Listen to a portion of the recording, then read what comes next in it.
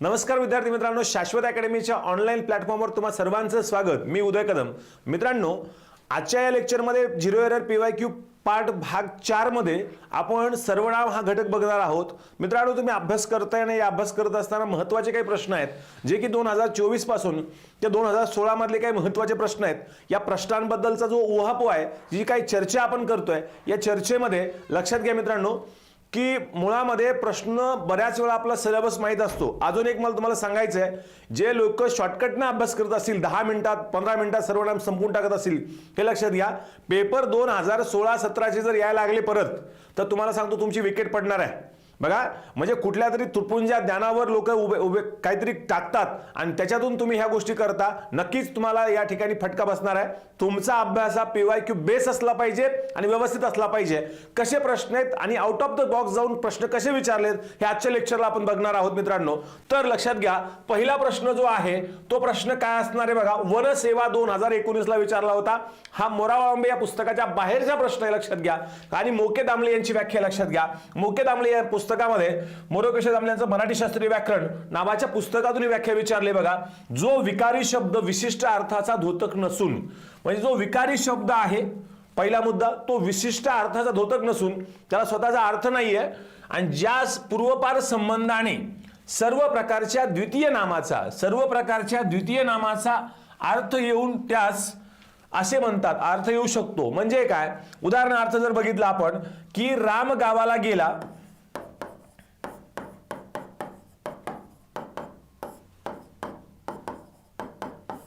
तो परत येणार नाही। आता या ठिकाणी जर बघितलं, रामच्या ऐवजी तो आलेला आहे, म्हणजे याला विशिष्ट अर्थ आहे का, नाहीये। विशिष्ट अर्थ द्योतक नसून त्यास पूर्वपार संबंधाने या नामाचा, म्हणजे याचं प्रथम नाम हे आहे, म्हणजे नाम अगोदर येतं आणि सर्वनाम नंतर येतं, हे लक्षात घ्या। त्याचा पूर्वपार संबंधाने सर्व प्रकारच्या द्वितीय नामाचा अर्थ येऊ शकतो, त्यास काय म्हणतात, सर्वनाम असं म्हणतात। अशी व्याख्या या ठिकाणी केली आहे, मोरोकेशव दामले यांनी केलेली आहे। मित्रांनो, आगामी काळामध्ये परीक्षेचं पॅटर्न बदलत चाललंय। आयोगाने गट प ला दाखवलंय, गट क च्या पेपरवरनं जर तुम्ही अभ्यास करत असाल, लक्षात घ्या मित्रांनो, परत एकदा सांगतो, तर टांगा पलटी घोडे फरार होणार, लक्षात घ्या। आणि या गोष्टीमुळे समजा मला परत एकदा सांगायचे तुम्हाला, 20-30 मिनिटांमध्ये 20-30 लेक्चर मध्ये तुमचं जर मराठी तुम्हाला संपवायचं असेल, लक्षात घ्या, ज्याचा अभ्यास झालाय अशा मुलांसाठी नक्की चांगलं आहे। पण जे मुलं नव्याने पात्र आहेत या परीक्षेला, ज्यांनी मेन्स दिल्या नाही यापूर्वी, त्यांनी जर या 20-30 तासाच्या मध्ये जर मराठी संपवण्याचा प्रयत्न केला तर त्या मुलांसाठी धोक्याची सूचना आहे। लक्षात घ्या मित्रांनो, सांगतो तुम्हाला, बघा 4 प्रश्न जरी तुमचे गेले ना, बघा आता बऱ्याच जणांना काय वाटलं, मला 30 मार्क आहेत, मला 35 मिळाले, बेटर आहे। अरे अजिबात नाहीये, लक्षात घ्या, तुम्हाला मार्क्स चांगले मिळवायचे आणि मराठीत पैकीच्या पैकी मिळवायचे। गट क च्या पेपरवरून तुम्ही ठरवू नका तुमचा स्कोर आहे। गट क मध्ये 48 मार्क झाले ना, त्याच्यावर तुम्ही ठरवू नका गट क चा पेपर सोपा होता। पण गट व चा पेपर घ्या, त्याच्यातले काही प्रश्न कॅन्सल झाल्यामुळे गोंधळ झाला, पण त्यातले काही प्रश्न जे आहेत ते प्रश्न विचारण्याची पद्धत आहे ती जी एक लक्षात घ्या। म्हणजे असा जर पेपर परत गट ब ला आला की तुमचे टांगा पलटीन घोडे फरार होणार आहे। तुम्हाला या ठिकाणी करायचंय काय, व्यवस्थित पीवायक्यू बेस जायचंय, लक्षात घ्या, व्यवस्थित या घटकाचा अभ्यास करायचा आहे। आणि तो घटक तुम्हाला अजून पण सांगतो, आज फेब्रुवारी महिना चालू आहे, मार्च आणि एप्रिल या 2 महिन्यात भरपूर अभ्यास होऊ शकतो। लक्षात घ्या, प्रिलिम्सला 10-10 मार्काचा विषय जो आहे हिस्ट्री, जिओग्राफी, पॉलिटी, यासाठी जर आपण 2-2 महिने देऊ शकत असेल, 2-2 महिने आपण क्लास करू शकत असेल, तर आपला मराठी 50 प्रश्नाचा आहे। त्यासाठी आपल्याला योग्य न्याय देणं गरजेचं आहे। 50 प्रश्न 100 मार्क रिझल्ट मध्ये तो तुम्हाला पहिला आणणार आहे, लक्षात घ्या। त्यामुळे त्या विषयाकडे शॉर्टकटकडे बघू नका, परत सांगतो, लक्षात घ्या, परत म्हणाल तुम्ही। बघा आता काय होईल बघा, ही जी व्याख्या आहे कुठून आली होती बघा, जो विकारी शब्द विशेषार्थ द्योतक नसून त्याच पूर्वपार संबंधाने सर्व प्रकारच्या नामाचा अर्थ येऊ शकतो। मोके दामले यांची जी व्याख्या होती, ही व्याख्या इथे विचारली, वनसेवा 19 ला विचारली, लक्षात घ्या। आता बघा दुसरा प्रश्न जो विचारला बघा, सर्वनाम म्हणजे काय, व्याख्येवरच प्रश्न आहे बघा। सर्वनाम हा काय, वाक्यात नामाच्या आधी येतो का, नाहीये, आधी येत नाही, लक्षात घ्या मित्रांनो, तो नामाच्या जागी येणार आहे। बघा इथं कोणते शब्द महत्वाचे आहेत, नामाची वारंवार पुनरावृत्ती होणे, पुनरुक्ती होणे, पुनरुच्चार होऊ नये, नामाच्या जागी, नामाच्या ऐवजी, नामाच्या ठाई, जो विकारी शब्द येतो त्या विकारी शब्दाला काय म्हणायचं, सर्वनाम म्हणायचं. बघा, मग नामाच्या जागी येणारा विकारी शब्द, वाक्यात नामाच्या ऐवजी येणारा शब्द, तो कोण असणार आहे, सर्वनाम असणार आहे. ब आणि क बरोबर असणारे पर्याय 2. ओके, पुढचा बघा. आता खालील अचूक विधाने ओळखा. डिपार्टमेंटल ASO 2023 ला हा प्रश्न विचारला होता. आपण आता वैशिष्ट्यावर बघूयात. जे नाम सर्वनामाचे वैशिष्ट्य आहेत, त्या सर्वनामाच्या वैशिष्ट्यावर काही प्रश्न विचारले, ते भरपूर प्रश्न आहेत, ते आपण बघूयात. लक्षात घ्या. बघा, सर्वनामांना स्वतःचा अर्थ नसतो. असतो का नसतो? सर्वनामाला नामाच्या संदर्भात अर्थ प्राप्त होतो, सर्वनामाला स्वतःचा अर्थ नसतो. हे लक्षात घ्यायचं. म्हणजे अगोदर काय येतं, तर अगोदर नाम येतं आणि त्यानंतर सर्वनामाचा वापर होतो. अजय हा इयत्ता 7वी शिकतो. त्याने एकदा निबंध स्पर्धेत भाग घेतला. कोणी? अजयने. म्हणजे अजयच्या ऐवजी त्याने आलेलं लक्षात घ्या. हे लक्षात घ्यायचं आहे. मग बघा, काही सर्वनामे विकारी आहेत तर काही सर्वनामे अविकारी असतात. बघा, काही सर्वनामे विकारी आहेत, म्हणजे सर्वनाम ही जात विकारीचे मुळामध्ये. पण काही सर्वनामं अशी आहेत, आता मराठीमध्ये मूळ सर्वनामं आहेत 9 पैकी 5 सर्वनामे वचनानुसार बदलतात, 3 सर्वनामे लिंगानुसार बदलतात, 4 सर्वनामे लिंग आणि वचनानुसार बदलत नाहीत, ते अविकारी आहेत. लक्षात घ्या. मग प्राध्यापक अरविंद मंगळूकर यांनी काय म्हटलं, जे बदलतात ना ते सलिंग आहेत आणि जे बदलत नाहीत ते अलिंग आहेत, इष्टलिंग आहेत, किंवा त्याला आपण सर्वलिंगी असं पण म्हटलेलं आहे. लक्षात घ्या. हा भेद त्यांनी केलेला आहे. म्हणजे सर्वनामे काही सर्वनामे विकारी आहेत तर काही सर्वनामे अविकारी असतात. हा मुद्दा या ठिकाणी बरोबर असणार आहे. आणि दुसरा मुद्दा काय म्हटलाय, पुरुषवाचक सर्वनामे पुल्लिंगी असतात. आता बघा, पुरुषवाचक सर्वनामे पुल्लिंगी असतात असं होईल का, तर नाहीये मित्रांनो. याच्यामध्ये प्रथम पुरुष जो आहे, मी आणि आम्ही, हे सर्वलिंगी आहेत. लक्षात घ्या. मी आणि आम्ही हे सर्वलिंगी आहेत, म्हणजे पुल्लिंगी स्त्रीलिंगी दोन्ही मध्ये येतात. त्याच्यानंतर द्वितीय पुरुष जो आहे, तू असेल, तुम्ही असेल, हे सुद्धा सर्वलिंगी आहेत. बरोबर का? पण तृतीय पुरुषी जो असणार आहे, उदाहरणार्थ तो पुल्लिंगी शब्द आहे, ती स्त्रीलिंगी शब्द आहे, ते नपुंसकलिंगी शब्द आहे. म्हणजे यातला तृतीय पुरुषी हा काय असतो, पुल्लिंगी, स्त्रीलिंगी, नपुंसकलिंगी या टाईप मध्ये असतो. मग पुरुषवाचक सर्वनामे पुल्लिंगी असं म्हटलंय, हे विधान चुकीचं आहे. म्हणजे या ठिकाणी अ आणि ब बरोबर असणार आहे. प्रश्न नीट वाचायचा. कधी प्रश्न विचारलाय? डिपार्टमेंटल ASO 2023 ला प्रश्न विचारलाय मित्रांनो. लक्षात घ्या. बरोबर का? आता बघा, प्रश्न कुठून आला हा महत्वाचा मुद्दा आहे. बघा, सर्वनामाला स्वतःचा असा अर्थ नाहीये. सर्वनामामुळे वस्तू, व्यक्ती अथवा तिचा गुणधर्म यांचा बोध होत नाही. सर्वनामे नामाबद्दल येत असल्यामुळे नामाचा जो अर्थ आहे तो सर्वनामाचाही अर्थ आहे असं या ठिकाणी म्हटले. आणि हा अर्थ पूर्वपार संबंधाने येत असतो. म्हणूनच कृपा कुलकर्णी यांनी सर्वनामांना प्रतिनाम असं म्हटलेलं. लक्षात घ्या. आता पुढचा मुद्दा काय, सर्वनाम ही विकारी शब्द जात आहे, तिला लिंग, वचन, विभक्ती हे विकार होतात. तथापि काही सर्वनामांना स्वतःचे लिंग नाही. म्हणून प्राध्यापक अरविंद मंगळूकर यांनी काही सर्वनामे सलिंग असतात तर काही सर्वनामे अलिंग असतात हे असं म्हटलेलं आहे. आणि हेच आपल्या नोट्समध्ये सुद्धा आहे, मराठी क्लास नोट शाश्वत. बरोबर का? याही नोट्समध्ये आपण दिलेलं आहे. आणि आपलं 0 एरर मराठी आहे, याच्यामध्ये प्रत्येक पर्यायाचं स्पष्टीकरण आपण दिलेलं आहे. लक्षात घ्या.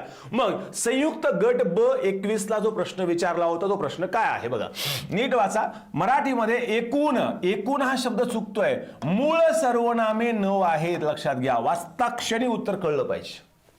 पहिलं विधान चुकीचं आहे का? मूळ नाही, एकूण. हे का आहे का? एकूण नाही, मूळ हा शब्द लक्षात घ्या. मग 3 सर्वनामे वचनानुसार बदलतात का? चुकीचं आहे. कारण का? याचं कारण असं सांगतो. लक्षात घ्या मित्रांनो, की मराठीमध्ये मूळ सर्वनामे किती आहेत बघा. मी, तू, तो, हा, जो, कोण, काय, आपण आणि स्वतः. बघा, यातली जी आहेत हे बदलत नाहीत. आता बघा, मीच वचनानुसार बदलतोय, अनेक वचन होतं आम्ही, तूच अनेक वचन होतं तुम्ही, तोच अनेक वचन होतं ते, हाच अनेक वचन होतं हे, आणि जोच अनेक वचन होतं जे. लक्षात घ्या. मग या ठिकाणी जर बघितलं तर हे 5 सर्वनामे वचनानुसार बदलतात. क्लिअर? 5 सर्वनामे वचनानुसार बदलतात हे लक्षात घ्यायचं. आणि त्यापैकी तोच, ती, हाच, ही आणि जोच, जी. लक्षात घ्या. ही 3 सर्वनामे लिंगानुसार बदलतात. लक्षात घ्या, ही 3 सर्वनामे लिंगानुसार बदलतात. मग हे जर माहित असतं तर आपलं हे उत्तर चुकणार नाही. 3 सर्वनामे या ठिकाणी इथं काय पाहिजे होतं, इथं 5 पाहिजे होतं. लक्षात घ्या 5. इथं किती पाहिजे होतं, इथं 3 पाहिजे होतं. म्हणजे दोन्हीही विधानं काय आहेत, चुकीचे आहेत. लक्षात घ्या, म्हणजे अ ब क सर्व काय आहेत, अयोग्य आहेत. लक्षात घ्या, वरीलपैकी अयोग्य विधान असणारा पर्याय निवडा. अ ब क या ठिकाणी हे बघायचं. ओके, म्हणजे आपला प्रश्न चुकला नाही पाहिजे, यासाठी या गोष्टी आपल्या कराव्या लागणार आहेत. पुढचा प्रश्न बघा. आता या ठिकाणी काय विचारले, झाडाचा रंग हिरवा आहे तो मला फार आवडतो, कोकिळा गोड गाते ते मला आवडते, वरील वाक्यातील अधोरेखित सर्वनामे अनुक्रमे कोणासंबंधी आली आहेत. बघा, सर्वनाम जसं नामा बदल्यात येतं, नामाच्या प्रती येतं, तसं विशेषणाच्या प्रती येतं, क्रियापदाच्या प्रती येतं, क्रियाविशेषणाच्या प्रती येतं. हे लक्षात ठेवायचं आहे. म्हणजे त्याला प्रतिक्रियाविशेषण, प्रतिक्रियापद आणि प्रतिविशेषण असं सुद्धा म्हणतात. ही संकल्पना डोक्यात ठेवा. आगामी परीक्षेत विचारलं जाऊ शकतं. लक्षात घ्या. मग काय म्हटलंय बघा, झाडाचा रंग हिरवा आहे तो मला फार आवडतो. रंग काय आवडतो, हिरवा. लक्षात घ्या, काय आवडतो, हिरवा. म्हणजे या ठिकाणी जर बघितलं आपण की बाबा काय आवडतो, तो रंग आहे पण हिरवा आहे, ते विशेषण आहे. म्हणजे हे विशेषणाबद्दल आलं. कोकिळा गोड गाते ते मला आवडते, तिचं गाणं जे आहे ते मला आवडतं, हे क्रियापद असणार आहे. म्हणजे ज्या पद्धतीने, उदाहरणार्थ काय बरं, आई माहेरी गेली ती लवकर परत येईल असं वाक्य आहे. आता ती आई आहे, आई हे नाम आहे, नामाच्या बदल्यात ते हे सर्वनाम आले. त्याप्रमाणे तो हे सर्वनाम इथे कोणाला आलेला आहे, हिरवा या विशेषणा संदर्भात आले. इथे ते या सर्वनाम गाते या क्रियापदा संदर्भात आले. म्हणजे याला प्रतिविशेषण म्हणायचं, याला क्रियापद म्हणायचं आणि प्रतिक्रिया विशेषण सुद्धा असं म्हणायचं. हे लक्षात घ्या. हे उदाहरणं तुम्हाला आपल्या नोट्समध्ये बघायला मिळतील. ह्या वेगळ्या पद्धतीने विचारलेले. लक्षात घ्या कसे प्रश्न विचारले जातात बघा. काय म्हटले, सर्वनामे नामाबद्दल येतात, त्याप्रमाणे काही वेळा ती विशेषणे, क्रियापदे यांच्या संबंधीही येतात. मग प्रश्न कुठून विचारला होता, हा संदर्भ घ्या. उगाच बोलत नाही आणि हे मोरांबे तुम्हाला बघायला मिळणार नाही. प्रश्न विचारत असताना प्रश्न कुठून विचारला जातो हे बघा. आणि प्रश्न कधी विचारलाय, संयुक्त ब21 ला विचारलाय आणि कुठून विचारलाय हे सुद्धा कळलं पाहिजे तुम्हाला. हा संदर्भ आहे. सर्वनामाचा संदर्भ तुम्हाला मी सांगतोय की प्रश्न विचारत असताना प्रश्न कशा पद्धतीने विचारले जातात हे लक्षात घ्यायचं. पुढचा प्रश्न नीट बघा. खालील वाक्य वाचा. राज्यसेवा 2019 ला प्रश्न विचारला होता. काय प्रश्न आहे बघा, नीट बघायला पाहिजे. मग या ठिकाणी बघा, सर्वनाम ही शब्दजाती इंग्रजीवरून स्वीकारली नाही. मित्रांनो, सर्वनामी शब्दजाती संस्कृत मधून स्वीकारली आहे आणि इंग्रजीतील प्रोनाउनसाठी वापरली. कारण संस्कृत मध्ये शब्दांच्या जातीमध्ये सर्वनामाला स्वतंत्र स्थान नाहीये. बघा इथे कुठेतरी आहे. संस्कृत मध्ये सर्वनामी स्वतंत्र शब्दजाती नाहीये, ती नामामध्येच आहे. मग आपल्या मराठी व्याकरणावर 2 प्रवाह आहेत. एक इंग्रजीचा कॅरी प्रवाह आहे आणि दुसरा संस्कृतचा पंडित प्रवाह आहे. त्यापासून आपलं मराठी व्याकरण तयार झालेलं आहे. आणि मग याच्यामध्ये बघितलं की पार्ट ऑफ स्पीच इंग्लिश मध्ये 8 आहेत. जसं नाम, सर्वनाम, विशेषण, क्रियापद, तसंच याच्यामध्ये noun, pronoun, adjective, verb, adverb यासारखं असणार आहे. आणि त्याच पद्धतीनं मग संस्कृत मधून हे सर्वनाम स्वीकारलं आणि प्रोनाउनसाठी वापरलं. त्यामुळं पहिलं विधान चुकीचं आहे, दुसरं विधान बरोबर आहे. सर्वनाम नामाबद्दल विशेष माहिती सांगतं का, अजिबात नाही. नामाबद्दल अधिक माहिती सांगायला विशेषण म्हणतात आणि मग त्या ठिकाणी हे चुकीचं आहे. आणि नामाची पुनरुक्ती टाळण्यासाठी योजलेला विकारी शब्द म्हणजे सर्वनाम, हे बरोबर असणार आहे. म्हणजे या ठिकाणी जर बघितलं तर या ठिकाणी ब आणि ड पर्याय बरोबर असा कुठेही दिसत नाही. म्हणजे हा प्रश्न रद्द करण्यात आला आयोगाकडून. ब ड काय, ब आणि ड बरोबर आहे, अ आणि क चूक आहे असा पर्याय कुठेही नाही. लक्षात घ्या. त्यामुळे आयोगाकडून हा प्रश्न रद्द करण्यात आलेला आहे. आता बघा प्रश्न कुठून विचारलाय बघा. सर्वनामी ही मराठीतील वादग्रस्त शब्दजाती आहे. मराठीने सर्वनामी संज्ञा संस्कृतमधून घेतली व इंग्रजीच्या प्रोनाउन या शब्दासाठी ती वापरली. संस्कृतमध्ये सर्वनामी स्वतंत्र शब्दजाती मानलेली नाही, हे लक्षात घ्या. मग यावरून तो प्रश्न विचारलाय. क्लिअर. प्रश्न कुठून येतो हा संदर्भ चांगला माहित आहे आपला, लक्षात घ्या. आणि मग 0 एररचं स्पष्टीकरण देत असताना जे काही आपण 4ही पर्यायाचं उत्तर स्पष्टीकरण देऊ शकतो याचं कारण हे आहे की आपल्याकडे सगळ्या प्रश्नाचे सगळं संदर्भ पुस्तकं आपल्याकडे उपलब्ध आहेत. म्हणून तुमचे उत्तर चुकणार नाहीत, हे लक्षात घ्या मित्रांनो. पुढचा बघा. खालीलपैकी सर्वनामाचे विशेषण कोणते, विशेष कोणते असं विचारलंय. खालीलपैकी खालीलपैकी सर्वनामाचे विशेष कोणते, संयुक्त क 18 प्रश्न विचारलाय. बघा, पूर्वी क ला सुद्धा असे विधानात्मक प्रश्न असायचे, त्यामुळं आगामी काळामध्ये असे प्रश्न येऊ शकतात हे लक्षात घ्या. ही भीती घालत नाहीये, आपण सावध असलो पाहिजे, बरोबर का, आपण सावध असलो पाहिजे, लक्षात घ्या. आणि आता स्कोर खूप वाढत चाललाय बघा. सर्वनामे अनेक वचनी असतात. सर्वनामे मुळामध्ये मूळ एकवचनात आहेत ना, आणि त्या 9 सर्वनामापैकी 5च सर्वनामाचं अनेक वचन होतं, त्यामुळे हे विधान चुकीचं आहे. मग सर्वनामाच्या अनेक वचनाला प्रत्यय लागतात का? अजिबात नाही. मी, आम्ही, तू, तुम्ही, तो, ते, हा, हे कुठे प्रत्यय लागला? नाही लागत, त्यामुळे हे पण चुकीचं आहे. सर्वसाधारणपणे सर्वनामाचा वापर अगोदर होतो, चुकीचा आहे. सर्वसाधारणपणे नामाचा वापर होतो तेव्हा सर्वनामाचा वापर होतो, हे लक्षात घ्यायचं, म्हणजे हे विधान चुकीचं आहे. मग सर्वनामाला स्वतःची लिंग वचन अशी ओळख नसते, कारण नामाचं जे लिंग आहे तेच आपण काय होतो सर्वनामाला असतं. समजा उदाहरणार्थ मुलगे, आता मुलगे म्हणलं की काय झालं, नपुंसकलिंगी आहे, मग ते सर्वनाम घेतलं आपण, ते या सर्वनामाचं लिंग काय, नपुंसकलिंगी आहे आणि अनेक वचन आहे, मग त्यामुळे फक्त ड बरोबर येणारे उत्तर 4 आहे. म्हणजे सर्वनामाला स्वतःची लिंग वचनाशी ओळख नसते, ती नामाच्या संदर्भात प्राप्त होते. म्हणजे थोडक्यात सर्वनामाला स्वतःचा अर्थ नसतो, ते नामाच्या संदर्भात प्राप्त होतो. त्याचप्रमाणे सर्वनामाला स्वतःचं लिंग वचन नसतं, तेच तुम्हाला त्या नामाच्या संदर्भात प्राप्त होतं, हे लक्षात ठेवायचं आहे. फक्त ड बरोबर असणार आहे.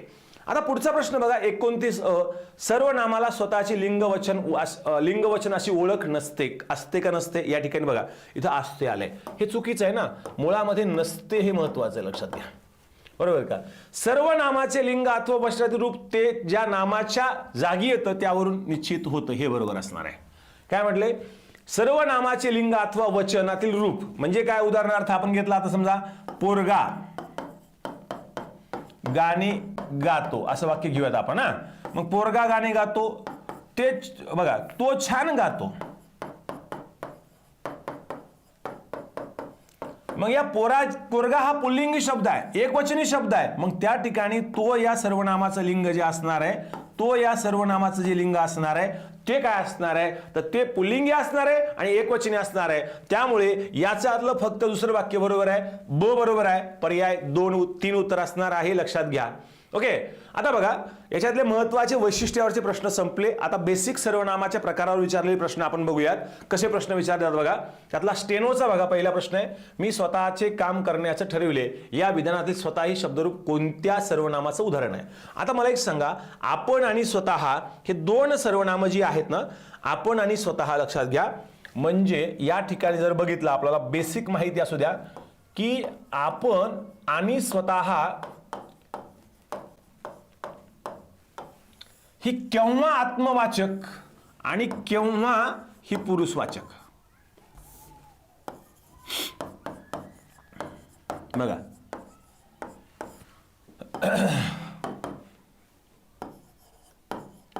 याचा प्रथम पुरुष द्वितीय पुरुष असा वापर होतो, लक्षात घ्या.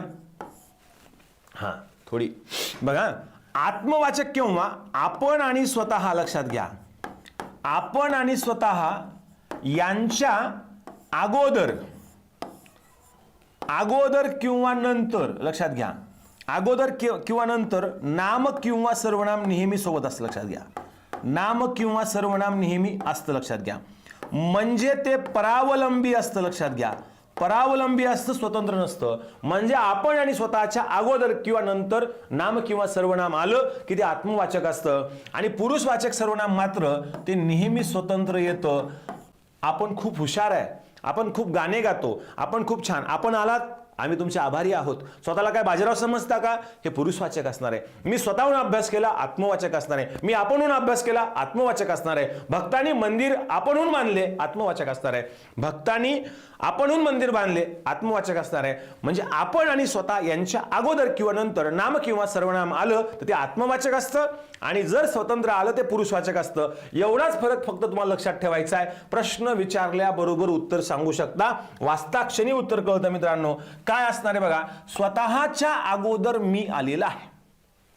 मग स्वतःच्या अगोदर मी हे सर्वनाम आले म्हणजे डोळे झाकून तुम्ही याचं उत्तर काय लिहू शकता? आत्मवाचक सर्वनाम, पर्याय 3.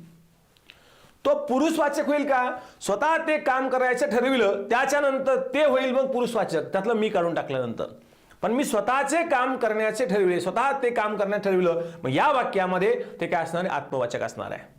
पुढे बघा, जो काम करेल तो यश मिळवेल, जो तो आलेला आहे वाक्यात. बघा आता जो तो आहे, दर्शक सर्वनामाचा संबंध दाखविण्यासाठी जे सर्वनाम येतं त्या सर्वनामांना आपण म्हणतो संबंधी सर्वनाम असं म्हणतो. पर्याय 3 असणारे उत्तर. उदाहरणार्थ जो, जी, जे, ज्या, म्हणजे या तोचा संबंध दाखविण्यासाठी तो, ती, ते, या तोचा संबंध दाखविण्यासाठी जीचा संबंध तीने दाखवला, सॉरी तीचा संबंध जीन दाखवलाय, तेचा संबंध जेन दाखवलाय, त्याचा संबंध ज्यान दाखवलाय, म्हणजे हे कोण आहेत? संबंधी आहेत. आणि या संबंधी हे अगोदर येतात, याच्या मागून जे येतात त्याला अनुसंबंधी म्हणायचं. अनु या शब्दाचा अर्थ होतो मागून, हे अनुसंबंधी सर्वनाम आहेत. म्हणजे जो, जी, जे, ज्या, जो अभ्यास करतो तो पास होतो, जी सराव करते ते जिंकते, जे चकाकते ते सोने नसते, ज्याने भांडण केले तो माफी मागेल. म्हणजे काय? जो काम करेल तो यश मिळवेल, म्हणजे संबंधी सर्वनाम असणार आहे. आणि कुठे विचारले? गट ब 22 ला विचारलाय. जो तो आला असेल ते काय असणार आहे? संबंधी असणार आहे, लक्षात घ्या. बघा पुढचा प्रश्न विचारलाय. प्रश्न विचारणं हे प्रश्नार्थक सर्वनामाचे प्रमुख लक्षण आहे.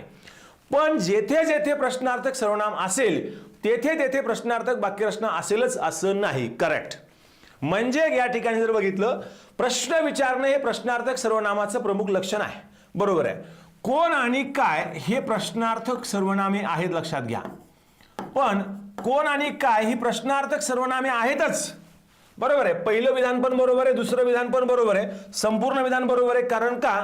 कोण आणि काय ने प्रश्न विचारला जातो. तो कोणाला भांडला? प्रश्न विचारला. त्या बॅगेत काय आहे? प्रश्न विचारला. बरोबर का? शंका निर्माण होतात आपल्या समोर आणि आपण त्या शंका किंवा प्रश्न असेल किंवा उत्सुकता असेल तर आपण प्रश्न विचारतो. मग त्या प्रश्नाच्या माध्यमातून तुझे नाव काय आहे, तू कोणत्या गावाला चाललाय, आपण प्रश्न विचारतो. ज्या नामाने, ज्या सर्वनामाने आपण प्रश्न विचारताना आपण प्रश्नार्थक सर्वनाम असं म्हणतो.